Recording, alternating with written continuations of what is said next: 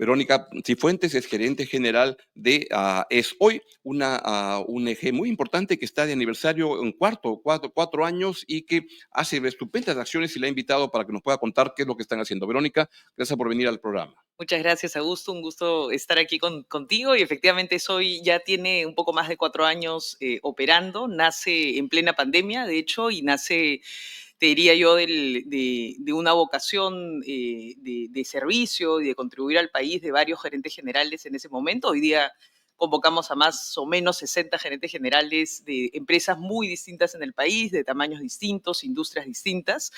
Y al final lo que nos convoca es movilizar recursos y capacidades del sector privado para poder impulsar iniciativas de impacto que respondan a desafíos país y brechas que son efectivamente impostergables. Sospecho que el nombre ESOY es porque hay que hacer cosas ahora y no es pasarlas para sembrar para un futuro, sino que Sí. ya hay que actuar así. Cuéntanos más qué es lo que inspira, qué es lo que hacen en ESOY. Sí, el nombre nace en un sentido de urgencia, ¿no? Yo creo que eso hoy nace en plena pandemia, con lo cual claramente no solamente teníamos una crisis sanitaria, sino una crisis En la social pandemia, ¿verdad? Eso en la nace pandemia. justamente hace 4 años Sí. en plena pandemia. Y el primer proyecto que hacemos fue contribuir en ese momento al legado Panamericanos, ayudar a hacer más eficiente el modelo de vacunación en los vacunatorios, estos grandes que estaba haciendo el sector público, y había una necesidad de cómo hacemos que la logística funcione lo mejor posible para vacunar a la mayor cantidad de gente en menos tiempo. Entonces ese fue el primer proyecto que hicimos. Pero de ahí lo que hicimos fue identificar cuáles son esas brechas que son estructurales, que necesitan no solo al Estado trabajando, sino también al sector privado y otros actores clave de la sociedad, y que efectivamente necesitamos con sentido de urgencia ponerle foco, pero sabiendo que son brechas que no las resolvemos pues en 3 años, 4 años ni 5, pero que el sentido de urgencia es de actuar ya, ¿no? Cuéntanos, por ejemplo, líneas de acción que han desarrollado en estos 4 años, además de estar en la pandemia Sí. y ahí dando algunas soluciones. ¿Qué es lo que han hecho? Mira, identificamos algunas líneas de acción, entre ellas educación, mucho foco en ámbitos rurales. Sabemos que un cuarto de la matrícula nacional está en ámbitos rurales en términos de calidad muy por debajo, que necesitan de hecho una pensada distinta el modelo educativo. Entonces estamos trabajando en educación rural con una iniciativa muy concreta que se llama Ruralia, que lo que hace en esencia Ruralia. es acelerar intervenciones de la sociedad civil que ya estén generando impacto, pero que con más recursos y capacidades pueden escalar ese impacto y, como nosotros decimos, generar evidencia que sea útil para la política pública. Pero en educación también estamos trabajando de cara a una brecha que yo siempre digo que es poco visible, pero que debería importarnos a todos. ¿Qué 8 es? millones de peruanos, adultos y jóvenes, no han terminado el colegio.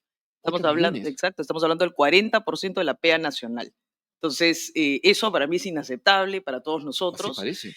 Y el Estado, solamente para que nos hagamos una idea, atiende alrededor del 3-4% de esos 8 millones. ¿Por qué? Porque cuando un adulto deja el colegio, evidentemente hace su vida y ya no mira Claro. para atrás. Entonces, ¿qué es lo que estamos haciendo? Tenemos un programa que se llama EPA, EPA. que trabaja con empresas para que las empresas identifiquen no solamente trabajadores que no hayan terminado el colegio, sino también familiares, y de la mano con el Estado, porque acá es bien importante un punto que creo que es vital. Todo lo que hacemos al final del día tiene que estar de la mano con el sector público, porque la escala viene ahí, ¿no? Es el encargado finalmente de cerrar las brechas y brindar el servicio. Entonces, de la mano con el sector público, se identifica a personas que no han terminado el colegio y se acerca el servicio educativo especial para adultos. Las empresas dan facilidades, acompañan el proceso y sobre todo reconocen, ¿no? Un adulto que ha Mm. dejado la escuela es un adulto que quizás necesita un empujoncito para poder terminar, y yo siempre digo esto, ¿no? El terminar el colegio te habilita cosas tan simples como poder sacar un brevete. Por ejemplo. Entonces, es No puedes súper sacar un importante. brete si Si no no has has acabado el terminado el colegio. colegio, correcto. ¿Y por qué? No sé, Habría que de preguntarle saber manejar, digamos que es sí, una habilidad, habría que preguntar, claro. pero para que nos hagamos una idea. Entonces, trabajadores que terminan la escuela, se les abre también una serie de posibilidades de Claro. crecimiento La en la empleabilidad de propia esta empresa. persona crece mucho. Correcto. Y los otros temas que hemos elegido, uno de ellos, Antes que sigas, sí, porque sigues con empleo y todo eso, pero sí. ¿cuál es la reacción del sector público ante estas iniciativas? ¿Cómo se da la Mira, interacción de ESOY la específicamente? verdad es que ha sido un vínculo muy abierto, con muchas ganas de colaborar.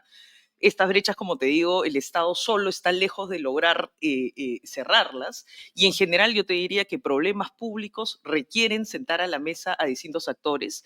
Estamos trabajando muy bien con las direcciones que son las responsables del servicio educativo, en este caso alternativo, y también con las que son responsables en ámbitos rurales. El trabajo que estamos haciendo no se queda a nivel de ministerio, sino, como sabemos, la educación está descentralizada, con lo cual trabajamos también con direcciones regionales de educación y UGELes específicas con las que las empresas empiezan a hacer esta colaboración. Entonces, yo te diría que en realidad, y de hecho EPA ha sido certificada, perdón, como una práctica de gestión, de buena gestión por ciudadanos al día. Entonces, Ah, creo que mira. eso también es relevante destacar, ¿no? Hay otras líneas de acción, por ejemplo, en Sí. el lado del el empleo. Correcto. En empleo, la mirada ha sido, y todo lo que hacemos en eso hoy partimos de, con evidencia, entender cuáles son esas problemáticas y priorizar desafíos. En empleo, lo que estamos haciendo en esencia es trabajar alrededor de esta brecha que existe entre oferta y demanda. Es decir, el mercado laboral pide ciertas habilidades en los trabajadores y la gente estudia otras cosas. Entonces necesitamos cerrar esa Ah, qué brecha interesante. y estamos muy enfocados en las habilidades, como nosotros decimos, del futuro del trabajo. O sea, las habilidades que tienen que ver más con habilidades digitales.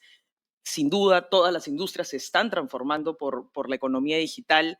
La inteligencia artificial está cambiando drásticamente el mercado laboral y necesitamos repensar qué formamos, personas que tienen que hacer eh, quizás un reskilling o upskilling, como decimos, ¿no? Reconvertirse Claro. laboralmente.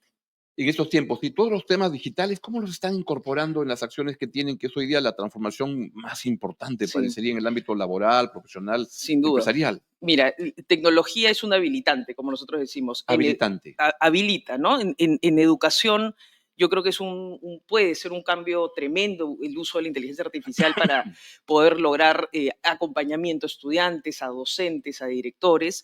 En el caso de empleo específicamente, como te decía, estamos muy enfocados en desarrollo de habilidades digitales avanzadas en jóvenes que no han terminado necesariamente la educación superior y que se encuentran hoy día en situación de desempleo o subempleo. Entonces, los Mm. acercamos a programas formativos altamente demandados por mercado laboral y cerramos el ciclo, ¿no? Conectamos a estos jóvenes con empleo, trabajo, los ayudamos a conectarse con el mercado laboral, y para mí ese es un poquito lo que debiésemos hacer en servicios de empleo, ¿no? Identificar dónde está la brecha, dónde hay necesidad, Mm. cuál es esa formación que los va a llevar lo más rápido posible a emplearse y empezar a conectar, porque claramente hay un nivel de desempleo y subempleo en personas que tienen educación superior altísimo, ¿no? Que es también Así. parte del problema de muchas carreras que quizás hoy día están desconectadas con lo que necesita el mercado laboral, por un lado,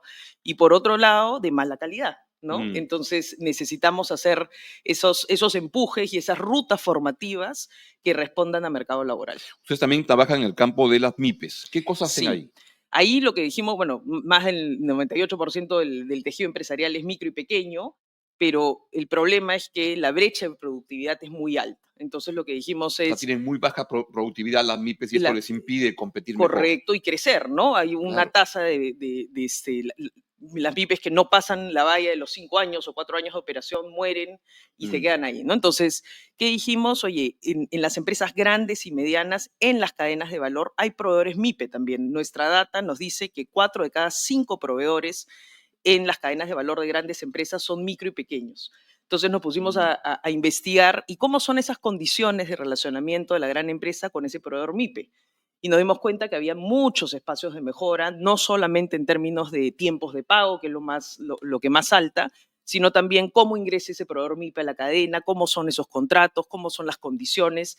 Y estamos trabajando en una iniciativa que se llama Compromiso MIPE, que hoy día Mm. moviliza a más de 80 empresas que hoy día están cambiando su forma de relacionamiento con el proveedor MIPE para ser aliados de ese proveedor, pero no desde En una. términos prácticos, ¿qué significa eso, por ¿Qué ejemplo? significa eso? Reduzco tiempos de pago, Exactamente, no ayudo a, pagarle a los 90 días, no pagarle a los correcto, 30 días máximo, ¿no? ayudo a acceder a esa MIPE, a soluciones financieras para que tenga más efectivo y, digamos, cash para el negocio. Claro, ¿Qué significa también? Que simplifico mis procesos. Un proveedor MIPE claro, no tiene la no capacidad de tiene. registrarse como un proveedor de una Correcto, gran empresa porque correcto. es un mundo Es un mundo, burocrático, ¿no? claro. Entonces, lo que hemos hecho es diseñar una intervención que responde a los puntos de dolor del proveedor MIPE en la cadena de valor. Y lo que estamos haciendo ahora es convocar a más empresas a que sean parte de este compromiso MIPE, que de hecho la próxima semana vamos a reconocer a varias que están haciendo las cosas muy bien.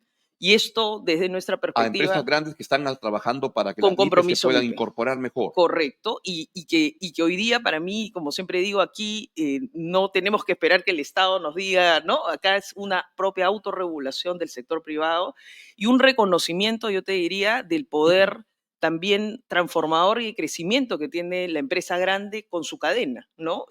Termina actuando como yo siempre digo, como un tractor, ¿no? Una empresa tractor que jala. Crece la grande, crece su cadena, ese proveedor pequeño, micro, puede convertirse en una empresa mediana, puede convertirse en una empresa que genera un empleo formal y que a su vez contrata más proveedores, ¿no? Entonces es un círculo virtuoso, ¿no? El último eje de lo que están trabajando es en el plano de la institucionalidad. ¿Qué han Sí. hecho ahí? Ahí la gran pregunta que nos hicimos es, antes de empezar a meternos directamente en temas de institucionalidad pública, pensemos también en la institucionalidad empresarial. ¿A qué me refiero con eso? ¿Cómo Eso. estamos utilizando los gremios, las cámaras regionales, todo este tejido de organizaciones que representan al sector privado, pero de una manera, yo te diría, transformadora, pero positiva, que sea propositiva, ¿no? Que sean espacios donde haya mayor participación de líderes empresariales que quieran impulsar política pública, que quieran colaborar alrededor de problemas públicos. Entonces es activar un poco más la fuerza colectiva, pero no una fuerza colectiva del sector privado de solo el sector privado. Y creo que ese es un punto Si importante. no, Necesitamos que la mesa, como digo, nos sentemos más y que tengamos una apertura mayor de encontrar puntos en común donde Estado, empresa privada, sociedad civil, cooperación internacional, trabajemos alrededor de dolores comunes, ¿no? Entonces, hay una voluntad de nuestro lado de contribuir a que esa institucionalidad privada sea gente de construcción de confianza. Y quisiera ahí también comentarte parte de lo que estamos por haciendo, favor. ¿no? El país y el mundo, ¿no? Está viviendo un momento de polarización altísimo. Y la pregunta que nos hacemos, oye, desde el sector privado somos agentes que contribuyen a cerrar esa O polarización o ampliarlas. ampliarla, ¿no? Entonces, parte de lo que hicimos fue darnos cuenta, pues, que necesitamos generar más espacios de encuentro entre personas que pensamos distinto. Entonces, hemos creado este programa que se llama Encontrarnos, Ah, qué Conexiones interesante. Improbables, que une en un mismo espacio y a través de metodología claramente a líderes empresariales y líderes de la sociedad civil, Por ejemplo, ¿de qué tipo? sindicales, ¿Políticos, políticos, sindicatos? sindicales, líderes que vienen de organizaciones ONGs, líderes que vienen también, digamos, del mundo más público, del mundo político, y que claramente hay una diferencia quizás ideológica de por medio. Y lo que hacemos es un espacio que permite no solamente la escucha, ¿no? Porque creo que la polarización lo que hace es cancelar al que Así piensa es. distinto, sino también hacemos ejercicios de diálogo alrededor de temáticas que están hoy día polarizando la sociedad y donde tenemos la posibilidad de aprender a encontrar consensos. Yo siempre digo que esos espacios, ojalá que el Congreso y otros espacios tengan esa misma metodología, Claro. porque sí es posible, aun cuando pensamos distinto, encontrar puntos en común, sobre todo si tenemos por delante un objetivo mayor, ¿no? Que al final del día es el desarrollo del país, Qué ¿no? interesante, porque la posibilidad de reaprender a que uno puede conversar con gente que piensa diferente no solo es algo interesante, sino que es necesario para poder Correcto. despolarizar un país que está tan tensado con estas diferencias, Y ¿no? como siempre decimos, es un músculo que no nos enseñan a ejercitar. En la universidad, en el colegio, nos enseñan a ganarle en la argumentación al otro, no nos enseñan a buscar consensos. Y sí creo que, sobre todo aquellas personas que ocupan cargos de liderazgo en el sector privado, en la sociedad civil, en el Estado, en la política, necesitan activar ese músculo, necesitamos activar ese músculo porque es la única manera de poder construir visiones comunes y una mirada de país Y, común. y Verónica, ¿cómo van por casa? Porque la polarización afecta a muchos sectores. En la empresa privada, en la gran empresa que es la que participa en ESOI, Sí. ¿están con esa apertura para conversar con gente que piensa diferente? Mira, y como ¿O cómo están sembrando también ese un espacio? Porque hay que sembrar en todos lados, el poder tender 100%. puentes para conversar con quienes piensan distinto. Así es. Y un pequeño disclaimer en eso, hoy no solamente hay gerentes generales de grandes empresas, Ah, también hay gerentes generales de empresas medianas, pequeñas, incluso emprendimientos. O sea, es un mix, te diría, el grupo de asociados de Soy. Pero efectivamente, ¿no? ¿Cómo llevamos esto también al ámbito más empresarial o dentro Claro, de la empresa? Lo que hemos empezado nosotros es por los líderes, ¿no? Yo sí creo que la cultura de una compañía la permea el líder y lo más importante sin ahorita es duda. arrancar con los gerentes generales, posiciones más de liderazgo. Y la idea un poco y nuestra siguiente iteración del programa Encontrarnos es ver que pueda también decantar en programas ya más sectoriales de repente y también con una mirada dentro de la propia compañía, que también, sin duda, hay grupos distintos y hay pensamientos distintos. Y más allá de buscar que todos pensemos igual, que eso es imposible, es buscar Pero a la partir de forma las diferencias se pueden de construir construir mejores espacios acuerdos. para Exacto, todos. exactamente. ¿Por qué entran las empresas? Primero, ¿cómo es un club cerrado? Una empresa que está escuchando esto, que dice, oye, me interesa esto, quiero participar, ¿qué tiene que hacer? ¿Dónde te llaman? ¿Cómo hacen? Eso nace con un grupo inicial de 10, 12 personas y empieza a crecer un poco, yo te diría, más de llamar a otros, de saber otros gerentes generales que tengan esa misma vocación. No es un grupo cerrado en el sentido de que cualquier gerente general que tenga esta vocación se puede sumar. Lo que sí es que en eso hoy un asociado asume compromisos, ¿no? Compromisos no solo de participación, de tiempo, de capacidades de sus empresas, sino también compromisos económicos, ¿no? Eso hoy se financia en esencia con aportes individuales de los asociados, es decir, ellos a título individual financian la operación de SOI y sus empresas hacen donaciones para que SOI tenga una bolsa de recursos que le permita gestionar proyectos, ¿no? Entonces, hay un compromiso, yo te diría, no solo de tiempo personal, sino también un compromiso digamos, que redunda también en el bolsillo, ¿no? De cara a al proceso electoral que está por empezar, ¿es hoy qué es lo que está pensando? ¿Qué es lo que está haciendo?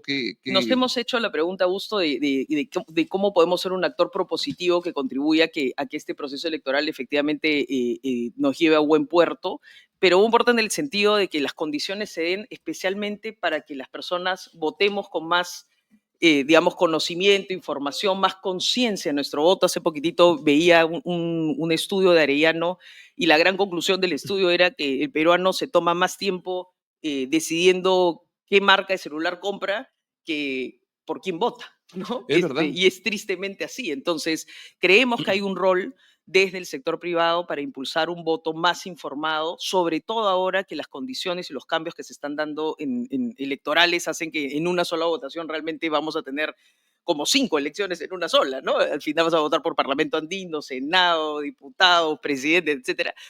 Y adicionalmente a eso, creo que esta vocación que estamos teniendo de abrir espacios de encuentro y de diálogo puede ayudar también a pensar en impulsar ciertos consensos, no ciertos mínimos que tenemos que pedirle a quien sea que mañana nos gobierne. Porque todos tenemos claro que la delincuencia, la corrupción, servicios, mejores servicios de calidad es una necesidad, pero necesitamos que nuestras próximas autoridades tomen acción y tomen acción con, digamos, políticas concretas viables, no con ideas que sabemos no van a funcionar o que simplemente se dicen para ganar adeptos, pero que no es realidad. Entonces, creo que hay un espacio ahí en ESOY, estamos evaluando nuestra participación en un proyecto que nos ayude a generar esos consensos de política, pero viables, Augusto, porque yo creo que lo que más necesita el peruano hoy día, todos necesitamos, es basta de palabras, más acciones y claridad en el impacto, ¿no? Y esto hoy se proyecta para el futuro, que están Para, luego de estos 4 años, uno siempre piensa, fueron buenos 4 años, por lo que me cuentan, han sí, sido estupendos.